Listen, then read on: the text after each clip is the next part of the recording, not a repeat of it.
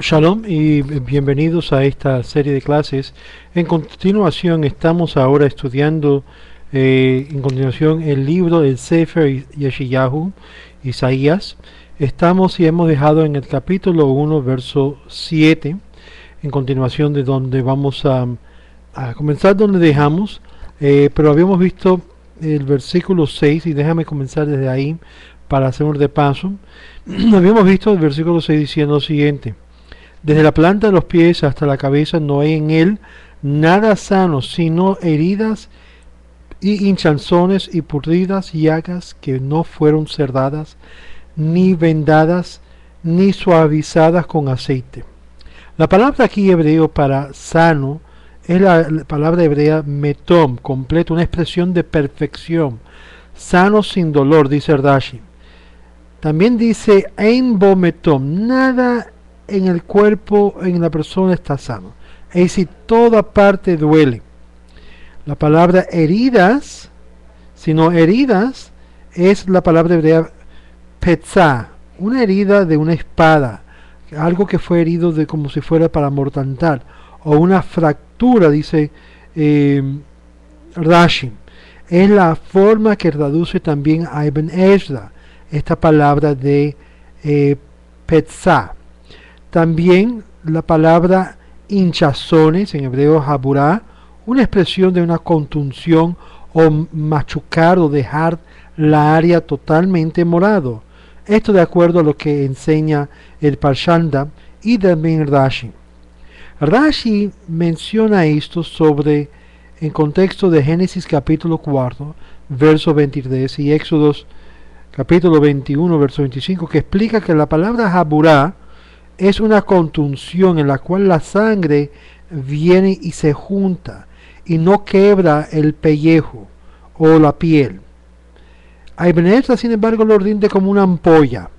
Pero es interesante porque esta misma palabra haburá nos da el concepto, por ejemplo, cuando uno abochorna a un ser humano, causa de que lo que se llaman las quijadas se vuelven rojas y causa lo que es un haburá, literalmente que haya las venas finitas que están en la cara explotar, pero no resulta en sangramiento facial, sino se mantiene adentro.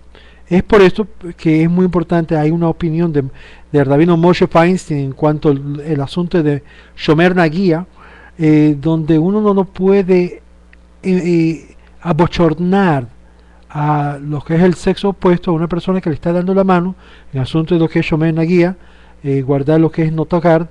En cuanto a esto, de esto viene este pasaje, la idea de no causar que el rostro, la cara se ponga rojo o que haya moreteado lo que es la expresión. ¿Por qué digo esto? Porque es muy importante comprender que dentro de las leyes rabínicas, como lo que es el Shomer Nagia, también hay su excepción y hay su comprensión de esto. Es peor abochornar a alguien de forma pública que de darle la mano a una persona. Eso es una posición que Moshe Feinstein y yo también aguanto en cuanto a esto. Por eso muchas veces es mejor no causar bochorno o que la persona lo hace. Ahora, la persona que sabe que no se debe de extender las manos y lo hace, está causando su propio bochorno, y en tal caso, dependiendo de la situación, en sentido diplomático, como lo hacen los grandes líderes en la comunidad de Israel, que no le dan, por ejemplo, la mano a la reina de Inglaterra y luego le piden perdón por haber bochornado en tal situación diplomático, porque es un asunto de proceder y de conducir que el público entero está mirando. So, es por eso hay un vistazo, un concepto del público en cuanto al privado. Bueno, tenemos que entender que todo lo que es el cuerpo que dice Isaías está totalmente no sano, herido, con hinchazón, que dice contunciones, y luego dice que hay llagas putridas o putridas llagas. El Targum Jonathan, que es uno de los traductores del arameo al idioma contemporáneo, rinde que la palabra aquí es merdazá o machucar, rasgar, laceración. Hallamos que el golpe de Trilla Tardia en su cabeza en Julen Talmud Hulen, capítulo 45b.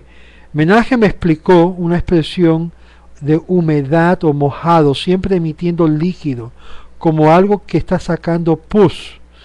Esta última interpretación es aceptada por Ibn Ezra y el rabino David Kimchi. El rabino Kimchi o el Redak añada que esto es un síntoma de una herida que no se sana, que está constantemente abriendo su herida, que no fueron cerradas, o más bien esparcidas ni vendadas, ni suavizadas con aceite, lo ziru, velo abashu, velo rukha bashemen, que ni siquiera le han puesto aceite, que es lo que se llama el bálsamo de curación. No hay nada que lo sana. Esta expresión de no ser esparcido o riegado con una medicina es implicado en la palabra cerradas. Esta misma es una expresión que hallamos en el libro de Job, capítulo 18, verso 15. Azufre será esparcido sobre su habitación. Literalmente esparcido es yo zaré. Menachem explica esto como una expresión de sanación, como en Jeremías capítulo 30, verso 3. Nadie cree que tus heridas pueden ser vendadas. No tienes medicinas curativas. Literalmente, le matzor de fuot, es decir, no tienes para sanarte de todos los que de todos tus dolores. Las heridas no pueden ser vendadas ni suavizadas con aceite. Sus heridas eran suavizadas con aceite, como es costumbre con otras heridas. Sería inapropiado a decir aquí que no serán suavizados con aceite por el lugar de dolor que era suavizado, pero no era herida del mismo y de la misma contusión, pero esparcido, se aumentó lo que era el dolor de la medicina, y en las vendas que se aplicaba a las tres de ellas, la herida, la contusión y las llagas putridas. Por lo tanto, el número es plural, lo aplica a ellos, a todas ellas, los tres de ellos, y las heridas, la contusión y las llagas putridas. Por lo tanto, numera en un aspecto plural y aplica a ellos como lesiones. No era esparcida, no era vendada. De nuevo, Targum Yonatán interpreta el versículo entero figurativamente, refiriendo al hecho de que fueron ensuciados o afligidos con iniquidad. De acuerdo al que rinde esta traducción, es de la planta de los pies hasta la cabeza, desde lo más pequeño hasta lo más grande. No hay nada en ellos sano, no hay entre ellos nadie bueno. Heridas, contusiones, obras de rebeliones, iniquidades, pecados, inadvertencia. Aquí es lo que dice Rashi, que totalmente el cuerpo está enfermo, no ha sido esparcido, no han sido sanados por arrepentimiento de todo corazón. Es decir, el arrepentimiento, la teshuvah, es la cura del problema que tiene Yehudá en cuanto a esto. En particularmente vamos a ver que es algo particular de Yehudá, no todo Yehudá, sino particular de Judá. Ni han sido suavizados con aceite. No hay un trazo del pensamiento de arrepentimiento que entraron en su corazón. Literalmente no pensaron ni piensan hacer shuvah. Esto de acuerdo al rabino Kimchi. Verso 7. Vuestro país es desolado, vuestra ciudad abrazada por fuego, y vuestra tierra extraños la devoran antes de vosotros, y está arrasada como castigado por inundaciones. Vuestro país es desolada, como dice la Torá, avisando, y vuestra tierra será desolada, y vuestras ciudades serán desierto. Vuestra ciudad será quemado con fuego, sería desolada como si fuera quemado con fuego, dice el rabino Kimchi. En vuestra tierra la presencia de extranjeros lo habrían de devorar ante sus propios ojos. Tus enemigos devorarían todo esto. Esto, obvio, es en cumplimiento de la profecía de Moisés, que había advertido al pueblo de Israel de que si no hubiesen mantenido y guardado los mandamientos y se hubiesen apartado de dioses foráneos, dioses que desvía el corazón y los ojos, que habría de pasar lo siguiente, que el Señor traería una nación de lejos y ellos devorarían vuestras semillas de ganado, productos de la tierra, hasta que esté destruido. Esto de acuerdo a Devarim o Deuteronomio 28, verso 41 adelante. Y esto es lo que comenta el rabino Kempshi sobre esto. Antes de vosotros sordos, los extranjeros lo devorarán. Es decir, vendrían a la tierra de Israel inmigrantes que en vez de ser contribuyente al Estado, al bienestar, habrían de chupar de la vida del país y del pueblo la tierra misma, dejando nada para de lo demás. Ellos mismos serían testigos de ver su país ser arruinado por gentes inmigrantes foráneos de un país en ruina causada por estos inmigrantes que no eran del país, eran fuera del país, no eran del parte del pueblo de Israel. Y ellos habrían de dejarlo entrar pensando que iban a aprovecharse de ellos, y en torno habría de ser una maldición para ellos. Y está arrasada, destruida y desolada por causa de la misma inundación de estos extranjeros que no tenían los mismos valores de personas y pueblo de Israel, que causarían la misma inundación de extranjeros que han entrado al país y habrían de tomar ventaja de sus riquezas del país. Ellos tornarían en algo apropiado y se apropiarían de los productos que sus dueños habrían de abandonar por no haber atendido sus cosechas y sus tierras. Rashi dice que Israel como herederos se ha tornado a los extranjeros por causa de que el país ha sido desolado de sus propios dueños, sus propios conciudadanos. Y así lo traduce el Targum Jonatán en la misma forma. Es decir, si desatiende tu propiedad, si desatiende lo que es tu negocio, si desatiende lo que es tu herencia, alguien va a venir y usurpar tal herencia. Es exactamente lo que Isaías había predicido habría de pasar con lo que es el pueblo de Israel en exilio. Ahora, alternativamente, la tierra sería desolada como el trastorno de Sodom y Gomorra, y que eran extraños al temor de Dios, no sabían lo que era el temor de Dios. La palabra Zarim, que es Zayin Reish Yud Mem, puede ser relacionado con la palabra Zerem, Zayin Reish Mem, una inundación con una corriente o flujo. Por lo tanto, ordenamos que la tierra o países desolados serían tornados por una inundación de extranjeros. El rabino David Kimshi, Ibn Ezra y el Malbim mencionan la misma cosa en sus comentarios. El Malbim ve esto como una interpretación alegórica del versículo 5. Cada cabeza está afligido con una enfermedad, alude al bienestar de todos, así como el cerebro, que es su órgano principal del cuerpo. Cada corazón está con confusión y alude a las ciudades quemadas con el fuego.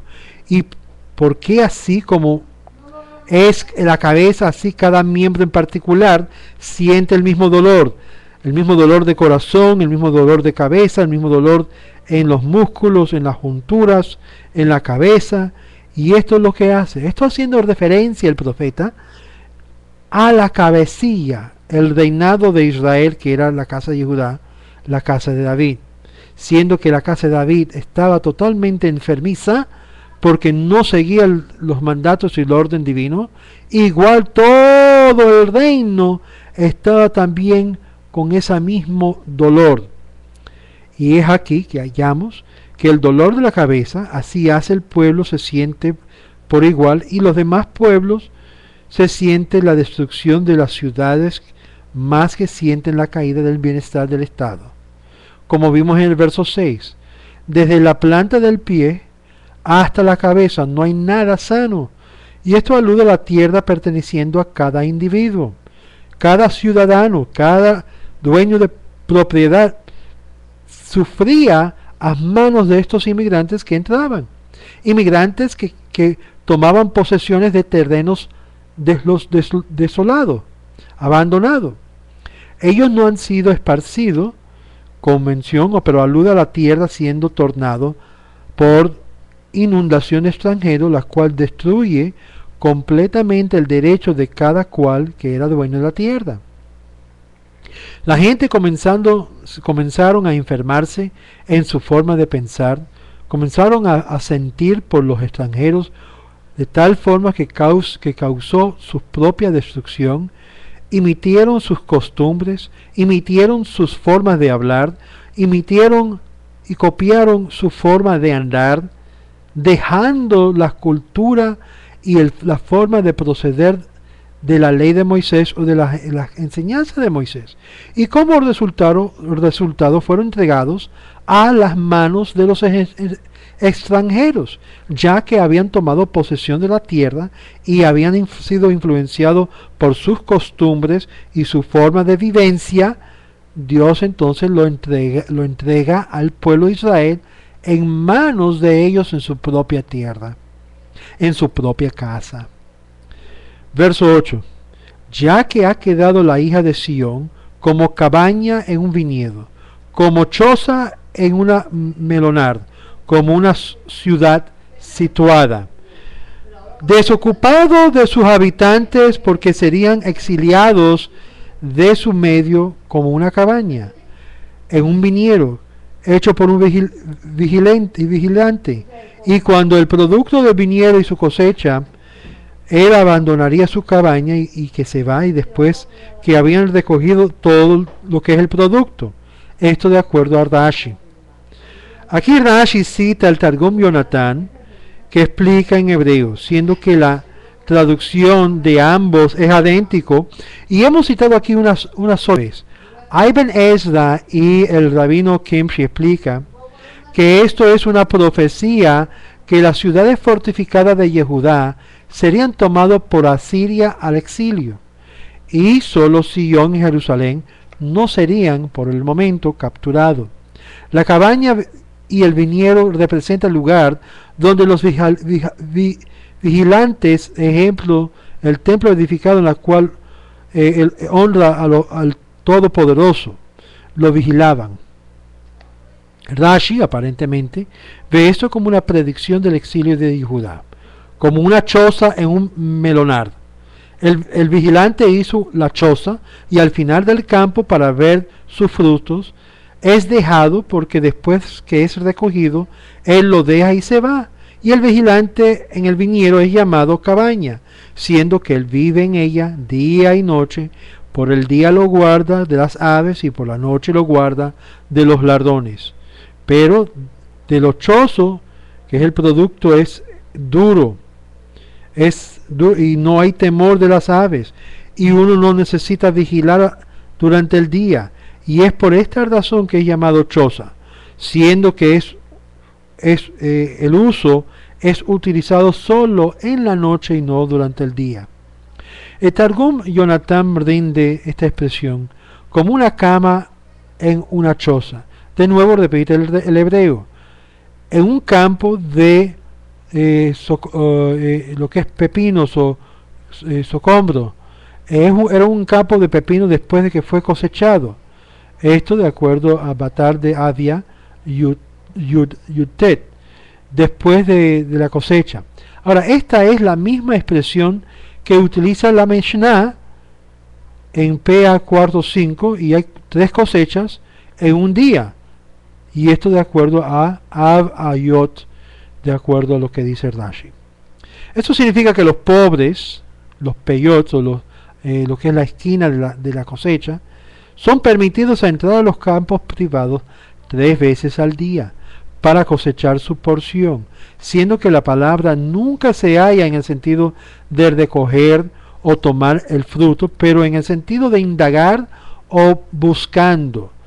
Es una conjetura que Rashi dice acá.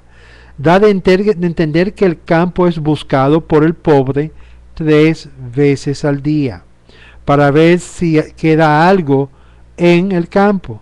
Aquí también la choza es abandonado después que el campo de pepino ha sido escudriñado y ha hallado que ya no tiene más pepinos. Esto de acuerdo al Aruk y el Musaf de Aruk. Ahora, como una ciudad situada, como una ciudad que fue situada o en un bosque y que ellos hicieron cabañas alrededor de la ciudad para esconder las tropas, y una cuadra entera abandonaron en el bosque y huyeron a las cabañas y se fueron a ellas para abandonarla, dice Rashi. Otros rinden esta expresión como una ciudad abandonada, simplemente, Ibn Ezra y el rabino Kimshi. Verso 9.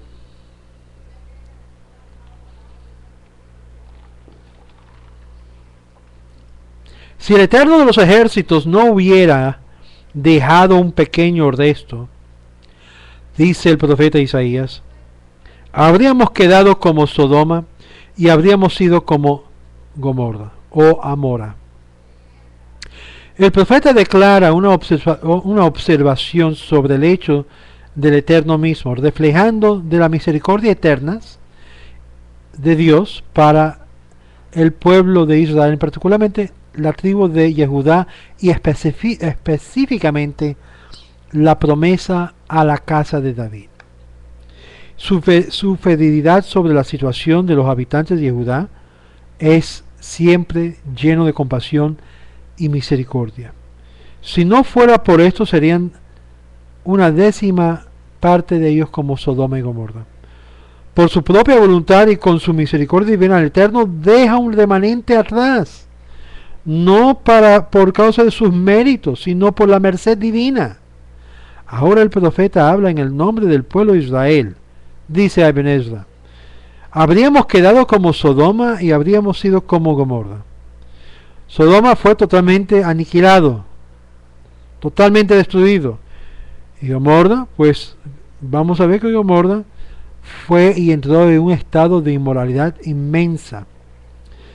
Todos nosotros hubiéramos sido destruidos, dice Rashi. Otra interpretación del pasaje, no hubiese habido un remanente pequeño, hubiese sido como Sodoma y Gomorra, dice Ibn Ezra, dice el rabino Kimshi, y concuerda también Joseph Kara y otros rabinos. Este pequeño remanente eran de las dos tribus de Yehudá y Benjamín, la cual quedaron atrás, mientras que las 10 tribus fueron exiliados por todos los reinos de Asiria en el 6º año del rey Ezequías. Si no fue por este remanente pequeño, habríamos sido como Sodoma, dice el rabí Joseph Caro. Y el profeta incluye a sí mismo como entre los transgresores en el honor del pueblo judío. Es decir, él mismo, vamos a ver más adelante, se considera y reconoce que él tiene labios impuros. Y sin embargo significa de su estatus tan elevado como un profeta santo, Kadosh, dedicado a las cosas de Dios. Simplemente él mismo reconoce los fracasos de él como ser humano. Verso 10. Escuchad la palabra del Eterno, vosotros dignitarios de Sodoma. Prestar oídos a la ley de nuestro Dios, vosotros pueblos de Gomorra. Ahora, interesante que usa en palabras claves, dignitarios y aquellos que escuchan la ley de nuestro Dios, Sodoma y Gomorra. El profeta responde al pueblo, siendo ellos el pueblo, que dijeron de que de cierto ellos serían como Sodoma. Y ahí el profeta le responde a ellos y le dice así: ellos entonces merecían aquel mismo destino que Sodoma, porque sus regentes, sus líderes, sus gobernadores, sus reyes, sus dirigentes eran como los regentes de Sodoma, y su pueblo como el pueblo de Gomorra. Es decir, haciendo una distinción entre la clase de liderazgo que dirigían y el pueblo que los seguía, comparándolo como Sodoma, como los que lo estaban dirigiendo, y como Gomorra, como los que seguían la rumba. Y esto de acuerdo a Ibn Ezra, al rabino Joseph Kara y el Radak. A estos dirigentes el profeta los llama Kitznei, dignitarios, que significan los que determinan la decisión final, líderes, guías de la casa representativa o magistrado. Estamos hablando no de cualquier persona, personas educadas, personas de la alta categoría, lo que es la crema de la comunidad judía de la tribu de Judá y Benjamín. La misma raíz de la palabra es empleada aquí de katzá, que significa cortadas. Implica que los que destruyen en la decisión o en su decisión. Es decir, cuando emiten una decisión legal, destruye a todo lo demás. Es decir, eso te da una idea de la parte legal, cómo ejercían su poderío sobre lo demás. Ser líder no es fácil y lleva y conlleva una responsabilidad muy grande. Créame, yo prefiero no llamarme ni siquiera o que me llamen rabino o líder y ser un simple judío que tiene conocimiento, pero no tener que abregar o tratar con todo esto. Y aquí hallamos líderes cuyas obras son semejantes a aquellos de Sodoma. Los sodomitas eran conocidos por su vida inmoral y actos de injusticia. Su sangre quemaba el hacer el mal, hirvía. De aquí los rabinos deducen que una persona no debe abrir su boca al Satán. ¿Qué significa esto? Que no debe abrir su boca y decir algo que puede el enemigo de nuestro pueblo utilizar como acusación en nuestra contra. Esto está bien enseñado en Rashi, Berajot, capítulo 19 y Ketubot, capítulo 8b. Es por eso, aun cuando uno está haciendo negocio, hay que seguir un proceso de estar muy callado y no abrir la boca para expresar las ideas antes que puedan ser destruidas por otros. La intención es que uno no debe decir algo malo de sí mismo. Implica que está prohibido de autoincriminarse, porque el acusador clamará que esto es una confesión de su culpabilidad y el atributo de misericordia no podrá defenderlo. Esto lo dice también en Hakotev, en Jacob, en Berajot, de lo que hemos citado. ¿Qué significa esto? Vas a ver que en la lectura, en los rezos que nosotros hacemos, aun cuando le pidamos perdón al Eterno, no lo hacemos individualmente, sino como parte de la colectividad. Perdónanos, oh Dios, por este pecado y este pecado y este pecado. ¿Por qué? Porque entonces lo lleva la responsabilidad en la colectividad y no en la individualidad. Si vas a hacer confesión individual, hay que hacerlo de lo más profundo de su corazón, sin emitir necesariamente palabras que puede el Satán entonces traer una acusación, y donde la merced no necesariamente cubriría en tal caso. Aquí también, siendo que los judíos dijeron, hubiéramos pronto sido como Sodoma, el profeta divinamente inspirador respondió, escuchar, como interrumpiendo, no diga eso. O dignitario de Sodoma, imitando que ellos eran merecedores del castigo medido a Sodoma y Gomorra, aunque si son merecedores no deben decirlo ni compararlo. Mientras que la palabra del Señor es dirigido a los dignitarios, a los responsables de este gran decaimiento moral y espiritual y ético. Mientras al pueblo que el profeta llama Gomorra y Amora, pueblo malvado, lo llama a oír la Torá de nuestro Dios, la enseñanza que corrige el malvado en su camino. Por eso dice Tehillim, ¿con qué limpiará el joven su camino? O el inicuo su camino. Claramente es la Torá. Es la ley de Dios que corrige y crea principios en el ser humano para corregir, para sanar y para enderezar. No es cierto el dicho que dicen por ahí, un árbol torcido no se puede jorobar, no se puede arreglar. Eso no aplica en cuanto tiene que ver con la Torá. Un árbol jorobado puede ser puesto correcto y recto, no por poder humano, sino por lo que es la intervención divina a través de la Torá y sus principios de Torá.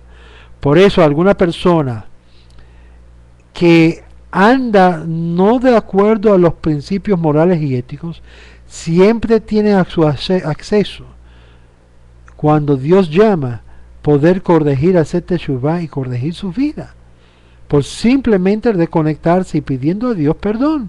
Tan sencillo, tan simple como esto. Tenemos como ejemplo la gran ciudad de Nínive, que el profeta Jonás pasó y clamó. Pues la misma cosa el profeta Isaías le dice al pueblo que fue inculcado en un sistema religioso de educación judía, conocimiento de Torá, hijos y hijas de rabinos, hijos de hijas de sacerdotes. Todo esto es el mensaje del profeta Isaías hacia este pueblo. ¿Para qué sirvan tantos sacrificios? ¿Qué me hacéis? Dice el verso 11. Dice el Eterno: harto estoy de holocaustos de carnero y de los cebos de animales cebados. No me complazco con la sangre de toro, ni de ovejas, ni de macho cabrios. Este ha sido uno de los pasajes favoritos de muchos de los grupos mesiánicos y nazaritas, para indicar de que Dios no quiere los sacrificios. Y para que sepan, fue una de las causas y razones en la cual vemos en las escrituras cristianas que usan para negar la existencia y la importancia del templo. Usan esto como justificación. Sin embargo, esto está mal leído o mal comprendido. ¿Por qué? Lo vamos a ver. ¿Para qué sirven? ¿Para qué sirven? Hace la pregunta retórica el profeta. En luz de lo anterior, tantos sacrificios. Es decir, ¿en luz de qué anterior? De lo anterior, de que estas personas no le afectaba su forma de vivir, su forma de comportar, su forma de actuar. Seguían pecando, seguían con la malicia y convertían el sistema del templo un rito cualquiera, una costumbre en la cual por afuera lo guardaban, pero no impactaba lo de adentro. El Targum Yonatán da un parafraseo de este pasaje. Dice: yo no tengo deseo. Ezra dice: ¿por qué te debo dejar en la tierra?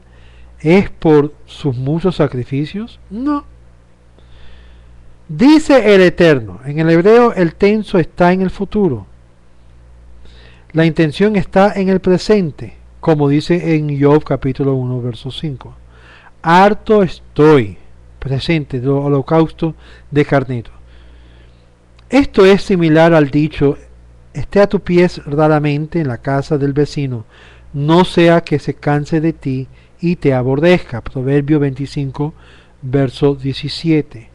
Es decir, ya te has acostumbrado tanto de lo mismo, que ya me estás cansando. Ya no veo la intención, ya no veo lo que es la sinceridad, no veo lo que de verdad te estás ofreciéndome, porque está saliendo de tu corazón que tú sientes mal, que has pecado y estás ofreciendo esto. Ya perdiste ese primer amor, perdiste esa conexión inicial, que de todo corazón tú dices: ay, de verdad he hecho algo mal, lamento haber hecho esto. No, esta es una rutina. Y es ahí donde Dios dice: ¿sabes qué? Ya para. Me estás cansando ya con tu rutina. Yo no estoy buscando la rutina, aunque es importante la rutina, es parte de lo que hemos establecido, pero yo quiero que con esta rutina, esta costumbre, que tú pongas tu corazón, que tú pongas tu mente, que tú pongas todo tu ser a funcionar en esto. Este verso es un antropomórfico, es una expresión antropomórfico, dice Ibn Ezra. Aunque ellos sacrificaban en los lugares altos a la idolatría, sin embargo observaban las fiestas, las lunas nuevas, los servicios en el templo. En otras palabras, estaban sirviendo dos sistemas, dos inclinaciones. Su Yetzer Hara, hacia el mal servían y servían también hacia el bien. Las nuevas lunas y los servicios en el templo, el profeta dice, y él lo castiga por diciéndolo, siendo que ustedes han sido neglecto a mi Torah, de que son vuestros muchos sacrificios, de para qué sirve. Es decir, ¿por qué estás haciendo eso si ustedes están poniendo a un lado la Torah, la ley? Yo solo te pido a ofrecer solo con el fin de que ustedes se recuerden de mí y siempre me guardéis en mente, para que no pequéis. Pero si pecas, tienes que confesar sus pecados con un sacrificio y arrepentimiento de sus malos caminos. El sacrificio simplemente fue un medio para que puedas acercarte a mí y reconocerlo y hacer teshuvah. Pero no estás haciendo teshuvah. No te estás acercando, te estás apartando. Tu corazón no está en esto. Ya para, por favor. Si hubiese hecho esto y vuestros sacrificios serían entonces deseables, deseoso, sería un olor fragante, como lo declara la Torá.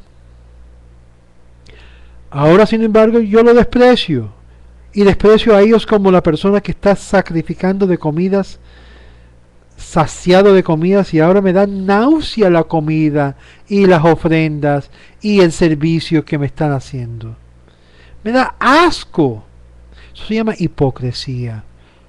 Dios está mirando, no es que están tratando, no es que están poniendo un buen esfuerzo para hacerlo, no es que son íntegros, no, es que ni corazón ni la mente está ahí, están haciendo por hábito. Su mente, su corazón está ahí, pero sus labios hablan mentira porque no concuerda lo que hay en su corazón.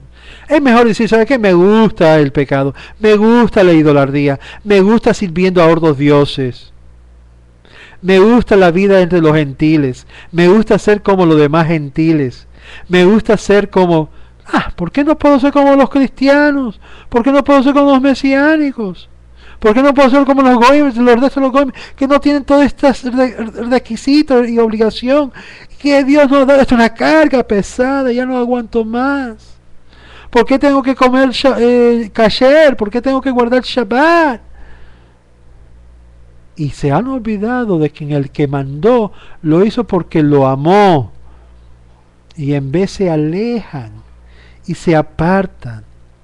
En vez de acercarse a las cosas de Dios, son motivados a alejarse de ellos. Y estos líderes que estaban encima de ellos, en vez de animar y envigorizar el sistema y el gobierno para animar lo que es servicio a Kodesh Baruj Hu, estaban desanimando al pueblo para ir en contra de la ley y apartarse de las prácticas del judaísmo. No ponga esas restricciones, por favor. No eres un extremista. Estás discriminando a los hombres, a las mujeres, a los hijos. Este es el mensaje del profeta Isaías. Este servicio dual, sin embargo, es un pecado. No confesaban sus pecados que habían cometiendo ese servicio dual. No se arrepentían del mal, continuaban en el rito sin sentir ni creer, y todo por hábito, por encubrir sus pecados. No reconocían el mal que hacían.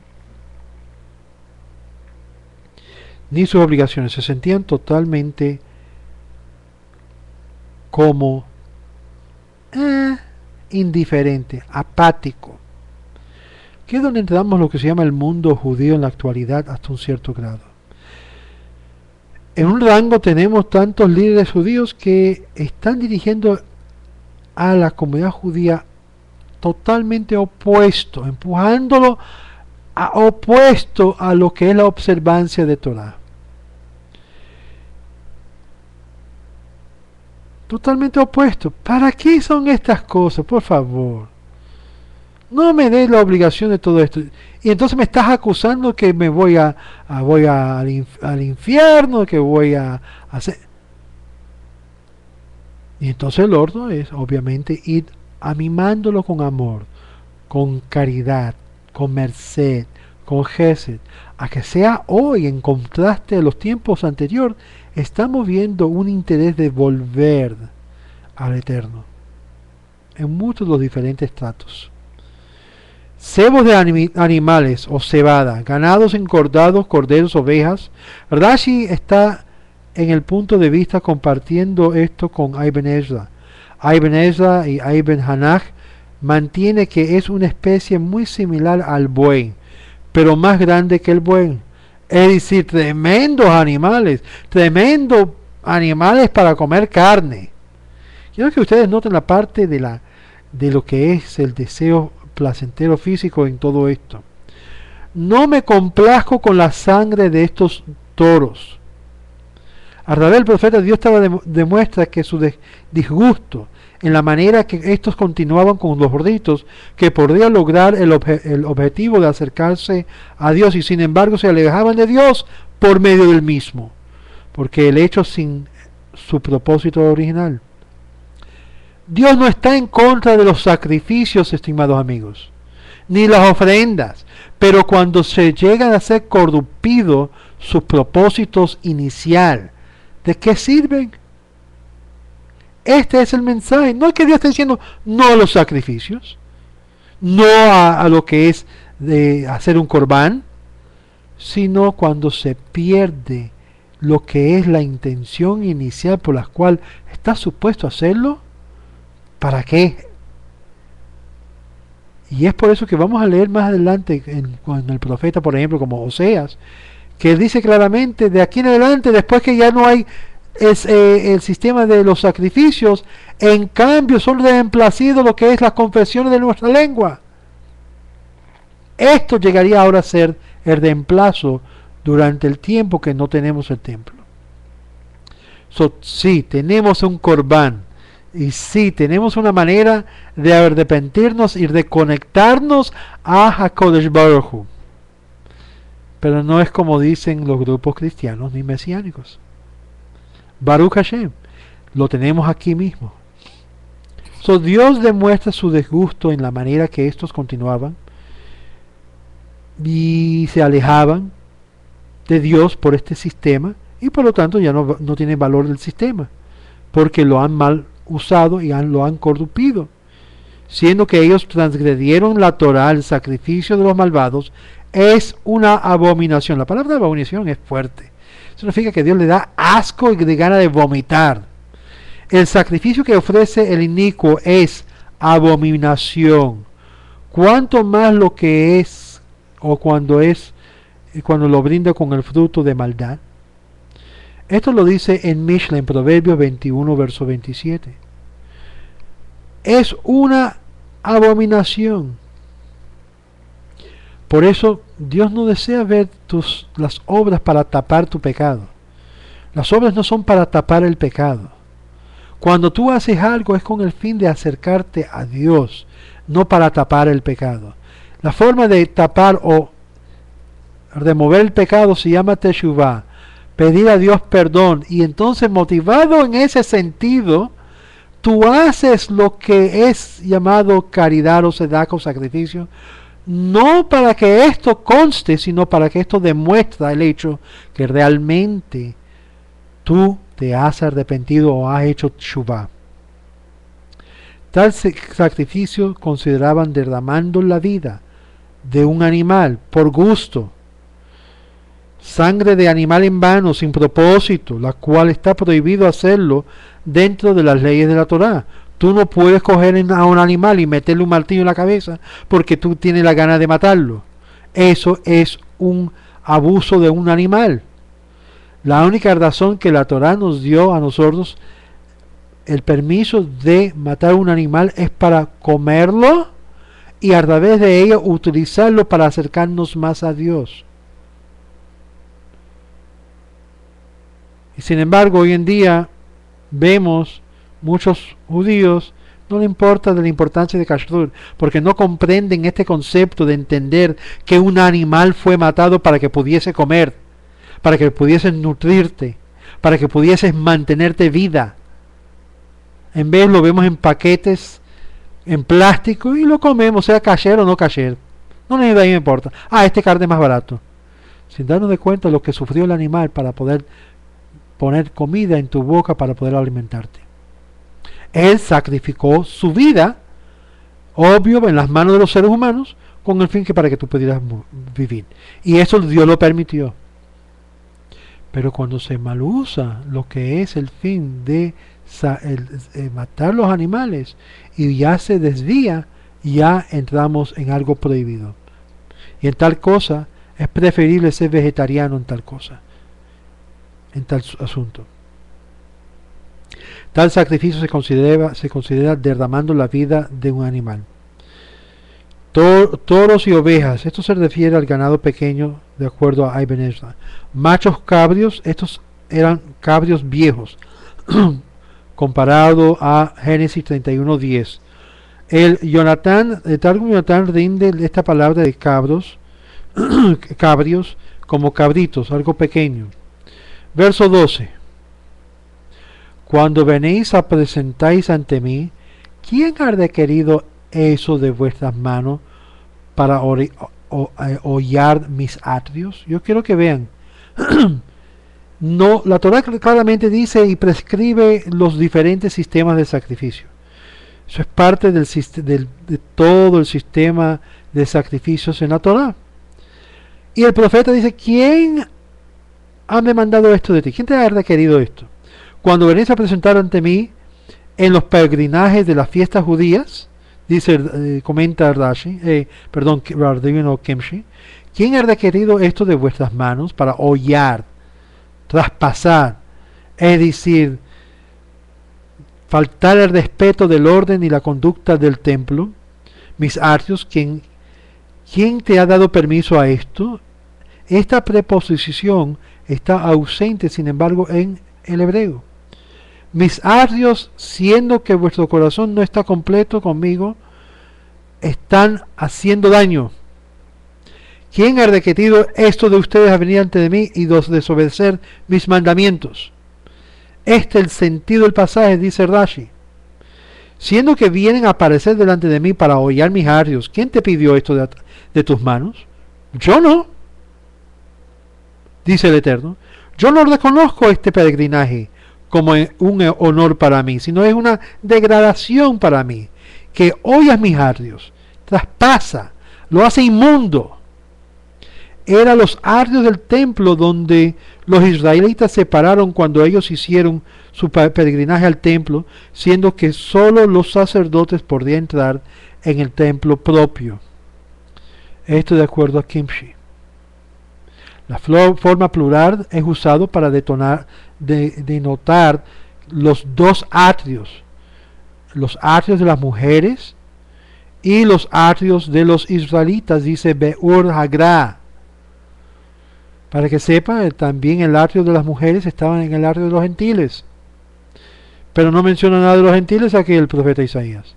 Ellos se comportaban más rectos que los mismos israelitas. ¿Ya entiende el mensaje? Los israelitas se estaban comportando más como los gentiles no piadosos. Interesante, ¿no? Verso 13. No tragáis más vanas oblaciones, ofrendas abominables son para mí. Y el novilunio y el sábado y la convocación de asambleas, no lo puedo tolerar la iniquidad junto a la solemne asamblea. Se están reuniendo para algo consagrado y santo y vienen con toda esta inmundicia y con todos estos bagajes de maldad y iniquidad. Por favor, no vengan así. Como dicen Crónicas, un corazón contrito y humillado Dios no despreciará. Si vienes con la forma correcta, Dios tomará tu ofrenda y tus sacrificios con alegría y será un sacrificio que le da un olor grato a Él. Te avisé que no me traigas más ofrendas sin sentido, vacío de significancia, vanas obligaciones, son ofrendas abominables a mí, dice Dios. Dios no se agrada de ofrendas y sacrificios y ritos hechos sin sentido. Esto concuerda Barbanel, Mesudat David. Hechos sin el propósito que fueron permitidos. No es de satisfacción a Dios, dice Rashi. No tienen uso de eficacia, ni agrada a Dios, ni hace efecto que puede ser establecido para cambiar la persona. Más bien es abominable.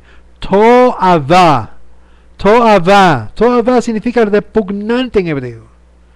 La misma palabra empleado en los actos de homosexualidad y otros actos que menciona Vayikra cuando dice que esto es una abominación.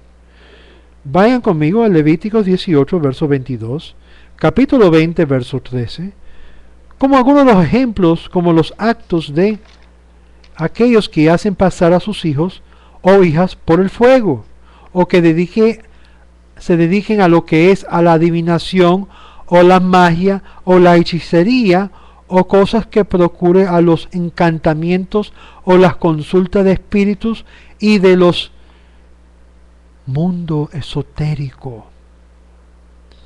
Quiero que ustedes entiendan que el profeta habla fuerte aquí de aquellos que se estaban involucrando con lo que se llama el espiritualismo del paganismo o del el mundo gentil. Esto es fuerte. Es un mundo en el cual causa contaminación al alma. Pues todas estas cosas son abominación, repugnante, to'avá al Eterno. Dice así también en Deuteronomio capítulo 18, versos 9 al 12. Esto dirige a la persona, y el mensaje está diciendo dirigido por el profeta Isaías directamente al corazón de ellos, como dice, los labios quemantes y el corazón perverso son como un tiesto de arcilla cubierto de escorta de plata. El que odia disimula con sus labios, pero trama el engaño de él. Cuando habla bien, no lo creáis, porque hay 7 abominaciones en su corazón. Aunque su odio esté disimulado para el engaño, su maldad se revelará ante la congregación, dice Proverbios 26, versos 23 al 26. Estamos hablando de una asimilación a la corrupción y a la maldad, de tal forma que fue una apariencia total la religiosidad y llegó a ser algo de asco, de odio. Para aquellos que conocen un poco lo que sucedió en el segundo templo, el Talmud menciona que había 7 tipos de fariseos. La palabra perushim es un juego de palabras de separatistas, que se querían distinguir y separarse de la masa en áreas más extremos. Sin embargo, habían estas 7 categorías de perushim que menciona el tratado de Sota, que dice claramente que estos son los 7 tipos de perushim, fariseos, que causa que uno puede salir del mundo venidero, es decir, perder el mundo venidero. Estimados amigos, los extremos son peligrosísimos, pero lo que el Eterno quiere es que sigamos su ley como Él lo manda. Lo que el Rambam enseña es eso mismo, que no vayamos a los extremos. A los extremos de ser demasiado religioso y extremista o extremadamente liberal. Hay un camino en el medio. Pero obvio, el camino donde está fuera de este perímetro no está incluido. No hay ningún lugar en la Torá por los profetas que Dios justifica a una persona judía en quebrantar el Shabbat, en justificar que una persona judía come trefa, no kasher. Ningún lugar en la Torá lo vas a encontrar. Ningún lugar. Y no solo eso, sino todos judíos que han sido observantes en la historia, incluyendo en el periodo del segundo templo, y pues puedes incluir a aquellos cristianos y mesiánicos que están viendo, puedes incluir también a su maestro Yeshua, como también sus seguidores judíos. También todos ellos observaron, porque si no hubiesen observado, nunca hubiesen mantenido un pie de reclamo como judíos observantes. Aún sabemos por la historia y por fuentes que el hermano de Jesús, Jacob, era vegetariano, porque ya no confió en el sistema de los sacrificios, porque lo estaban ofreciendo de una forma como mencionamos aquí en Isaías, no de corazón. ¿De qué sirve todos estos sacrificios? Y como resultado, ya se sabía, aún antes del tiempo, se estaba murmurando que el templo habría de ser destruido. Muchos rabinos habían hablado de eso, y lo vas a hallar también en el Talmud. Rashi interpreta esto como el Ketoret. Para aquellos que no saben lo que es Ketoret, Ketoret era un incenso especial preparado, que se quemaba el humo, y lo puñaba con flor y que era quemado en el altar, y esto era en memoria de la ofrenda, que tenía un poder increíble de perdonar pecado. Ordos interpreta esto como refiriéndose al incenso, rindiendo incenso como una abominación a mí. Es decir, ¿por qué el incenso tenía un olor tan potente que podía causar que la persona fuese perdonado o fuese echado fuera? Pero todo dependía en la intención en la cual producían el incenso y manufacturaban lo que era todo esto. Es decir, el incenso que ustedes queman para mí es todavía es abominación, no lo quiero, da peste. No está viniendo de buenas intenciones, de buena cabana, de buena inclinación. Hay que hacer lo que dice la Torá, pero también hay que poner el corazón en ella. No hacerlo simplemente porque lo estás haciendo y quieres seguir lo que se llama el ordo mundo. Esto lo dice el rabino Yosef Kara y también Mesudat David. Nuevas lunas. Ok, dos Jodesh, novolunios. Literalmente solo Jodesh es empleado. No dos Jodesh, sino Jodesh, la luna. Aunque esto se refiere a la fiesta que hasta el día de hoy los judíos celebran, que se llama dos Jodesh, que es el principio del mes, que llega a ser como un Yom Kippur, una día de expiación pequeña mensual.